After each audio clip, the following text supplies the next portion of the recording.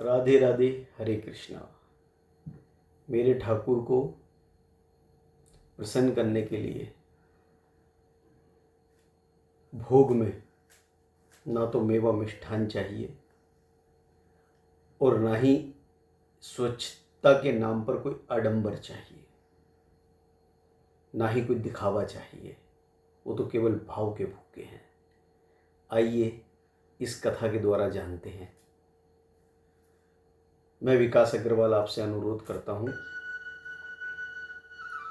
इस वीडियो को ज़्यादा से ज़्यादा शेयर और सब्सक्राइब कीजिए, क्योंकि मेरा उद्देश्य आम जनमानस में के जो कान्हा जी के प्रति भाव हैं और कान्हा जी ने उनके साथ जो चमत्कार किए हैं, जो उनकी मदद की है प्रत्यक्ष या अप्रत्यक्ष रूप से, वो जन जन तक पहुंचाना है। तो जब आप पहुंचाएंगे तो लोग मुझ तक पहुंचाएंगे और मैं फिर लौटा करके सब तक पहुंचाऊंगा, ताकि हम कृष्ण भक्ति को और विस्तार रूप से बढ़ा सकें।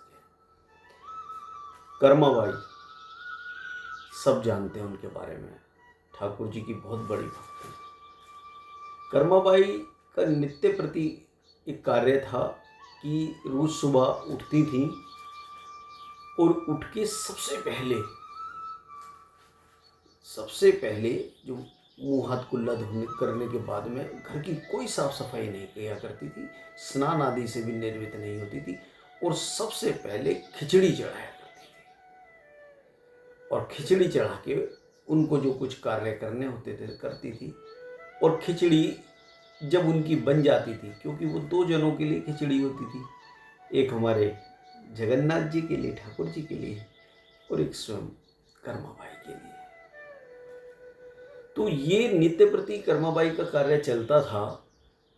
एक बार वहां पर एक संत गुजरे, रहने आए जगन्नाथपुरी में। संत जगह जगह अपना डेरा जमाते हैं, ऐसे उन्होंने कुछ समय वहाँ डेरा बन जमाया। तो जब कर्माबाई के दरवाजे पर आए संत, तो कर्माबाई को घर के कामकाज करते हुए देखा, साफ सफाई करते हुए देखा।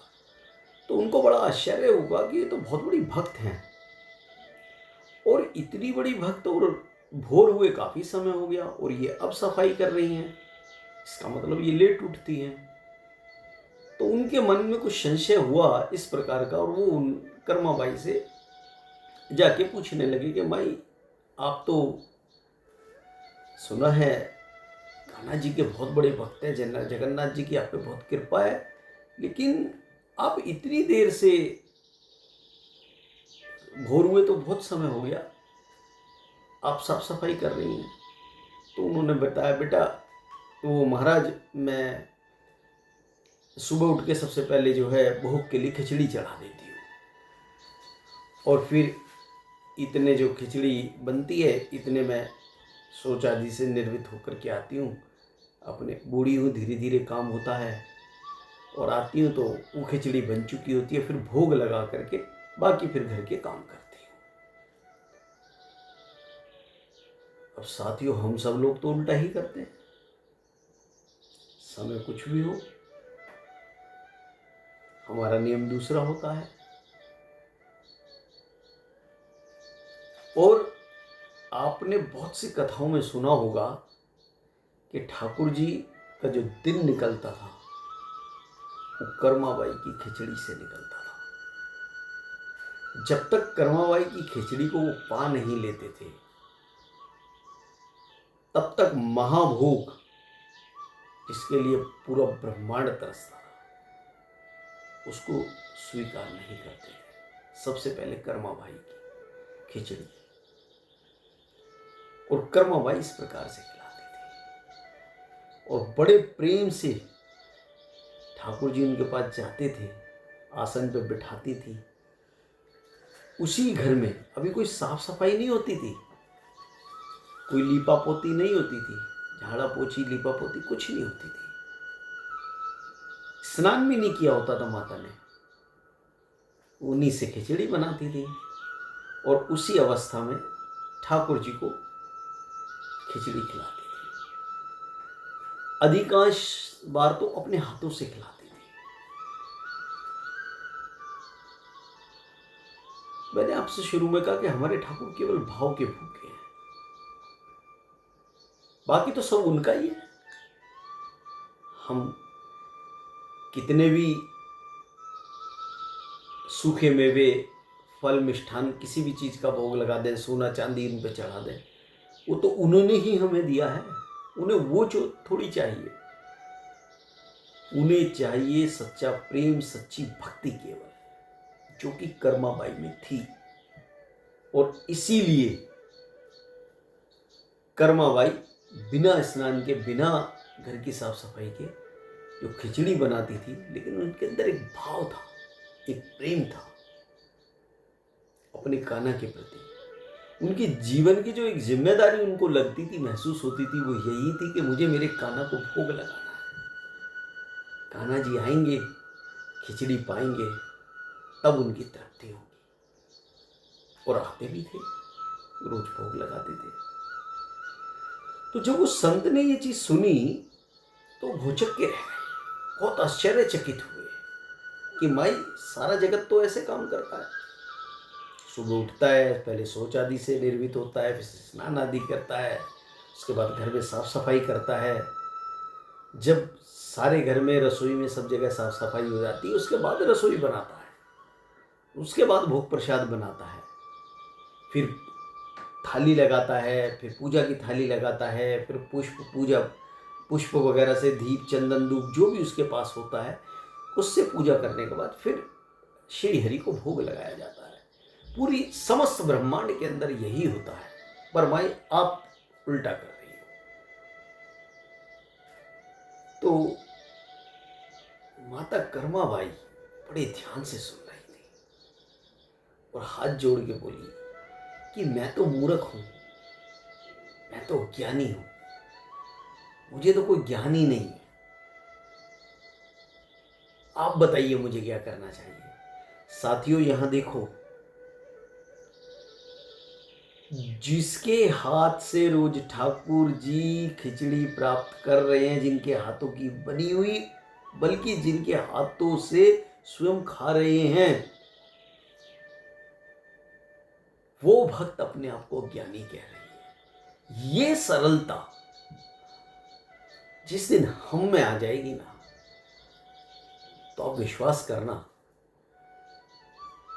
जैसे कर्माबाई की खिचड़ी खाई है ना, ऐसे हमारे हाथों से भी भोजन प्रसाद प्राप्त करेंगे। लेकिन वो भक्ति, वो प्रेम, वो सरलता हमारे में होनी चाहिए, जो माता कर्माबाई में थी। कितनी सरलता, अपने आप को ज्ञानी कह रही है। अरे, जिसने ब्रह्मांड के तीनों लोकों के स्वामी को, पूरी सृष्टि के मालिक को प्रेम से अपने अधीन कर लिया, वो भला ज्ञानी कैसे है? और किस ज्ञान की आवश्यकता है? ज्ञान लेके हमें करना क्या है? कितने सूर्य, कितने तारे हैं, मल्टीप्लिकेशन, किस देश की भूमि कितनी बड़ी है, गीता में क्या है, रामायण में क्या है, इन सबको जान के हमें क्या चाहिए? बस कुछ भौतिक सुख और आध्यात्मिक। लेकिन मां ने तो आध्यात्मिक सुख की पराकाष्ठा को प्राप्त कर लिया, और उसके बाद भी वो अज्ञानी बता रही हैं अपने आप। तो उनसे कहती हैं, महाराज, मैं तो ज्ञानी हूं, आप ही मुझे बताइए कि मुझे क्या करना चाहिए। तो संत महाराज ने कहा कि आप सुबह जिस वक्त उठते हैं, उसके बाद सबसे पहले शौच आदि से निर्वृत्त होकर पूरे घर की साफ सफाई कीजिए, फिर स्नान आदि करके रसोई की सफाई कीजिए, स्वच्छ कीजिए बिल्कुल। उसके बाद अपनी पूजा की थाली लगाइए, अपना भोजन बनाइए, भोजन प्रसाद आपको जो बनाना है ठाकुर जी को भोग के लिए, वो बनाइए, और पूजा करने के बाद ठाकुर जी को भोग लगाइए। उन्होंने कहा, ठीक है महाराज, मैं कल से ऐसा ही करूंगी। और कह के सन्यासी अपने चले गए, और माता कर्माबाई अगले दिन की प्रतीक्षा में। चूंकि सरल थी, सीधी थी, सच्ची थी, तो जो संत महाराज ने बताया था उसको अपने आचरण में उतारना था कि कहीं मेरे ठाकुर नाराज ना हो जाए, कहीं मुझसे रूठ ना जाए। तो एक नई सुबह थी और एक नई कर्माबाई थी। आज कर्माबाई ने उठते खिचड़ी नहीं चढ़ाई। आज कर्माबाई ने उठने के बाद, जैसा कि संत महाराज ने बताया था, अपने घर की साफ सफाई चालू कर दी। कच्चे घर हुआ करते थे, गोबर से लीपना, पहले झाड़ू लगाना, फिर गोबर से लीप के उसको स्वच्छ करना, सुगंधित फूल ला करके रखना, स्नान आदि करना, रसोई की स्वच्छता, फिर बनाना भोग प्रसाद। इन सब में चूंकि कर्माबाई बुजुर्ग थी, बूढ़ी थी, इतनी तेजी से काम नहीं कर पाती थी। तो जो ठाकुर जी का समय था, ठाकुर जी तो अपने समय पर आ गए, आसन पे विराजमान हो गए। अब जब आकर अगर आसन पे विराजमान हुए, तब तक खिचड़ी नहीं बनी थी साथियों। ठाकुर जी के आने के बाद जब माता ने खिचड़ी को देखा तो खिचड़ी बहुत कच्ची थी। माँ को बड़ा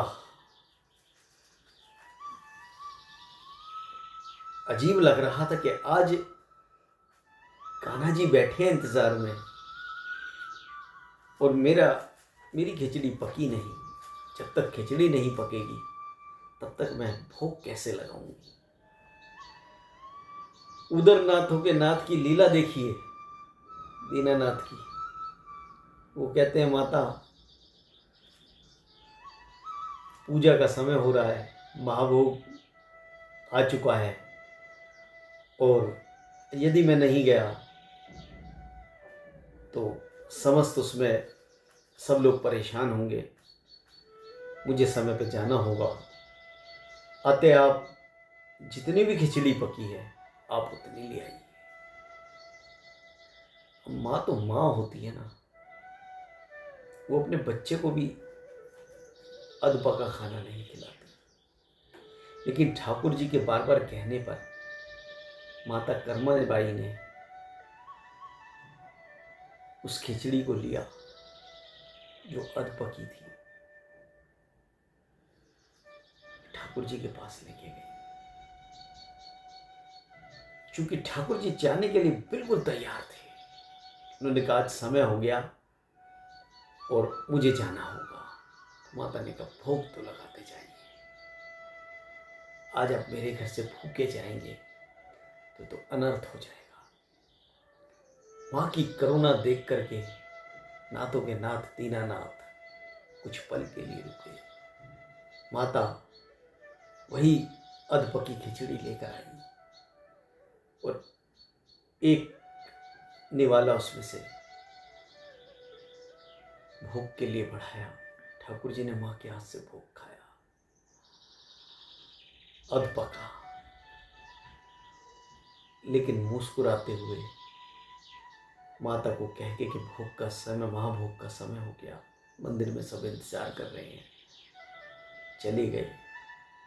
अब जब भोग प्रसाद माता जी भोग लगा रही थी तो उनके ठाकुर जी के यहाँ होठों के पास, यह गाल के पास चावल के कुछ दाने चिपक गए और ठाकुर जी अपने पुरी के मंदिर में दोबारा से विराजमान हो गए, पहुंच गए, क्योंकि वहां महाभोग लगना था।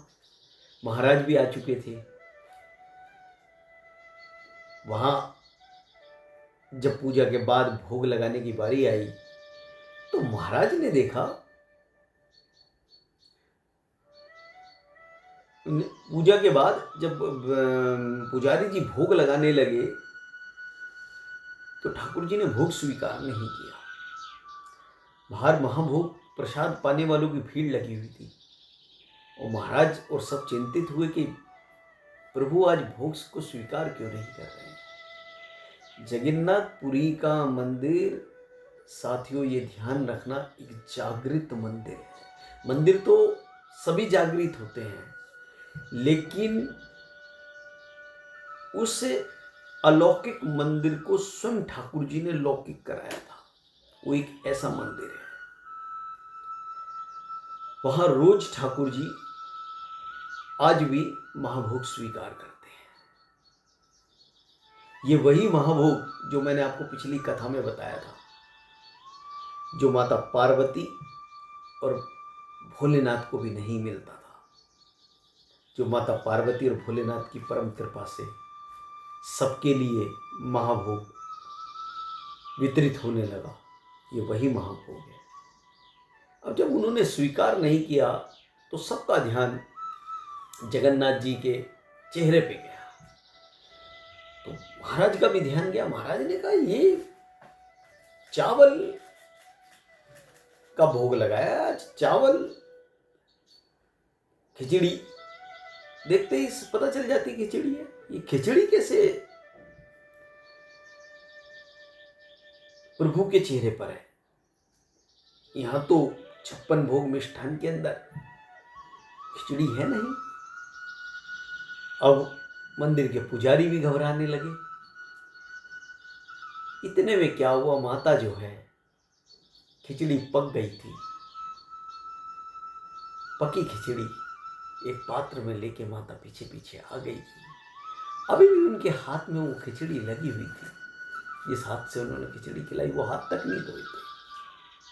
आज उनको बहुत दुख था कि मेरे कान्हा भूखे चले गए, पेट नहीं भरा। उधर महाराज ने देखा, वहां जितने भी अधिकारी गण उस मंदिर के थे सब एकत्र हो चुके थे और इस विषय पे चर्चा हो रही थी कि खिचड़ी का भोग किसने लगाया।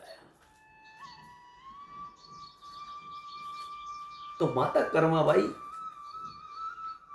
ने जब ये सुना, मंदिर के द्वार में जब गर्भगृह वाले हिस्से में जब माता कर्माबाई ने प्रवेश किया तो उन्हें समझ में आया और उन्होंने, चूंकि सबसे पीछे थी, तो अपना पात्र पीछे कर लिया, हाथ भी पीछे कर लिया, ताकि किसी को दिखे ना, किसी को पता ना चले। क्योंकि आज तक किसी को पता ही नहीं था कि नाथों के नाथ जगन्नाथ जी रोज सवेरे भोर भूमि में माता कर्माबाई की झोपड़ी में जाते हैं और वहां खिचड़ी का भोग प्राप्त करके आते हैं, तब इस महाभोग को स्वीकार करते हैं। किसी को नहीं पता था। इस बात को स्वयं दीनानाथ और माता कर्माबाई सिर्फ दो जने जानते थे। अब जब ये इस महाराज ने देखा और पुजारी जी से सबसे पूछा, किसी के पास कोई उत्तर नहीं था। तो किसी ने माता कर्माबाई के हाथ में पीछे छुपा हुआ खिचड़ी का पात्र देख लिया और उनके हाथ में लगी हुई खिचड़ी, और जब दोनों को देखा गया तो उन्हें आभास हुआ कि ये खिचड़ी इनके पास है जो जगन्नाथ जी के मुखमंडल पर लगी हुई है। तो उन्होंने कहा, महाराज ये कर्माबाई माता जो है लेकर के आई हैं खिचड़ी, और इन्होंने ही शायद जगन्नाथ जी को भोग लगाया है। तो महाराज कहने लगे कि माता, आपको पता नहीं है कि पहले महाभोग स्वीकार करते हैं, उसके बाद कुछ और स्वीकार करते हैं। माता फूट फूट के रोने लगी। माता क्या कहे, क्योंकि महाराज हैं। तभी हमारे नाथ दीनानाथ, उनकी महिमा देखो आप, कैसी कैसी लीला वो रचते हैं। तभी उन्होंने आकाशवाणी की और उस सत्य को बताया कि ये आज चावल के दाने जो लगे हैं, आज ये इस माता की महिमा को बताने के लिए है। देखो क्या लीला रची लीलाधर ने। वो माता जो काफी समय से उनको खिचड़ी का भोग लगा रही थी, जिसको कोई नहीं जानता था, आज पूरा ब्रह्मांड इस बात को जाने, इसलिए उन्होंने क्या लीला रची। और एक चावल का दाना, हमारे दोस्तों जरा सा खाना लगा रह जाता है ना, तो हमें भी पता चल जाता है। थोड़ी देर बाद जब वो सूखने लगता है कि भाई यहाँ कुछ चिपका हुआ है, कोई देखता बताता है। लेकिन वो तो लीलाधर है, जब उन्हें लीला करनी होती तो कैसे भी कर देते हैं। उन्होंने बताया कि मैं महाभोग से पहले खिचड़ी खाता हूँ। सबको बड़ा आश्चर्य हुआ, लेकिन सब हाथ जोड़ के खड़े थे, नाथों के नाथ दीनानाथ के आगे। और उस दिन महाराज ने ये बताने के बाद ठाकुर जी चले गए, मतलब उनकी अपनी वाणी को विराम दिया उन्होंने। और फिर महाराज ने कहा कि अब से रोज खिचड़ी बनेगी। उस दिन से जगन्नाथ जी में रोज महाभोग में खिचड़ी का प्रसाद बनता है।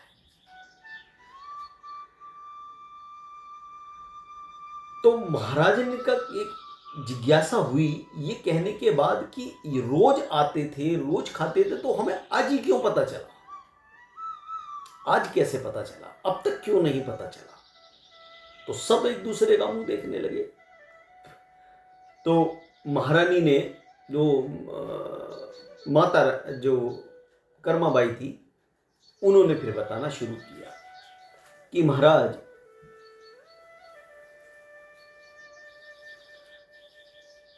प्रभु तो पता नहीं कब से आ रहे हैं और रोज मेरे हाथों से खिचड़ी खा के जाते हैं। आज मैं खिचड़ी इसलिए लेके आई हूं कि आज मेरी खिचड़ी अधपकी थी और मैंने बस उनको भोग भर लगाया था। मैं जानती थी वो आज भूखे हैं, इसलिए खिचड़ी जब पूरी पक गई तो लेके आई थी। तो महाराज कहने लगे आज खिचड़ी अधपकी रहने का कारण क्या था? मैंने कहा जी एक संत आए थे और ऐसे ऐसे बता के गए, मैंने वो किया, उसमें मेरी देरी हो गई। तब महाराज ने कहा कि माता, हाथ जोड़ के खड़े हो गए, आप जैसे करती हैं आप वैसे ही करना। ये जो हमारे नाथ है ना, मेरे ठाकुर हैं, ये दीनानाथ, जगन्नाथ, इनको दुनिया में कोई आडंबर नहीं चाहिए। देखा आपने, 56 भोग छोड़ के आपकी खिचड़ी खाने जाते हैं। यहां सब स्नान करके नए नए वस्त्रों में, अच्छे अच्छे वस्त्रों में आकर के भोग लगाते हैं, सोने के बर्तनों में भोग लगाते हैं, महाभोग देते हैं। उनको वो नहीं, उनको आपके माटी के बर्तन में बने हुए आपके हाथ की खिचड़ी खानी थी। ये आपका प्रेम है। जगत पिता को आपने अपने घर रोज बुलाते हैं, तो आप जैसे करती हैं आप बिल्कुल वैसे किया कीजिए। आप किसी भी तरीके के अंधविश्वास आडंबर में नहीं आइए। जो आपका तरीका है वही सही है, वही उचित है। और उन्होंने उस संत को ढूंढने के लिए सैनिकों को बोला कि आप जाओ, शायद माता हमारी बात माने न माने, आप बोल करके आओ। माता अपने घर जा चुकी थी। संत महाराज का आदेश पाकर के माता की कुटिया में पहुंचे, उनको प्रणाम किया, साष्टांग प्रणाम किया कि मां, हम तो ये चोला रख के भी आज तक दीनानाथ को नहीं प्राप्त कर पाए, और तुम्हें ज्ञान देने की जो हमने भूल की है, हमें क्षमा कर दो। आप जो करती हो, जैसे करती हो, आप वैसे ही करना। आप ये मत सोचना कि हमने ये वस्त्र धारण किए हैं, कुछ शास्त्र पढ़े हैं, तो हम आपके बराबर ज्ञानी हो गए। हम आपके बराबर नहीं पहुंच सकते, क्योंकि जो भाव, जो प्रेम, जो भक्ति, जो स्नेह आपने दिया, बस वही चाहिए हमारे ठाकुर को, और कुछ नहीं चाहिए। ये कह के महाराज चले गए और कर्माबाई रोज की तरह भोग लगाने लगी। जब तक वो जीवित रही तब तक वही सिलसिला चलता रहा। तो साथियों, मैंने आपसे पहले भी कई बार कहा है कि जब तक हम अपने विश्वास को मजबूत नहीं करेंगे अपने प्रभु के प्रति, तब तक हमारे हृदय में उनके लिए प्रेम नहीं आएगा। और जो ही उनके लिए हमारे हृदय में प्रेम आएगा, जब ही हम प्रेम से सरोबार होंगे, तो जैसे माता कर्माबाई ने रोज नित्य प्रति ठाकुर जी को भोग लगाया, हम और आप भी लगाएंगे। बस कमी हमारे विश्वास और प्रेम की है। तो अपने विश्वास को मजबूत कीजिए, अपने प्रेम को अडिग रखिए। अगले किसी भक्त की की कथा की गाथा लेकर के आपके समक्ष फिर प्रस्तुत होता हूँ। राधे राधे, हरे कृष्णा।